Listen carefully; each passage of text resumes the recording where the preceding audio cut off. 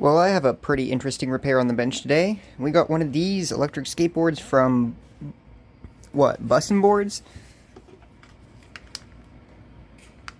So the problem with this one is that reportedly it won't charge. So let's go ahead and verify.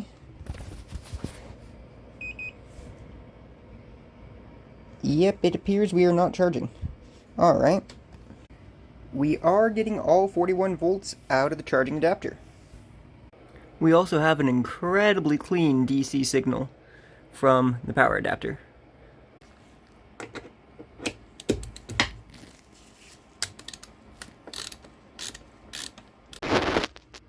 Well, that was pretty easy to figure out. It was this. This was not plugged into there. Well, that'll be free. Yeah, it really helps if the charge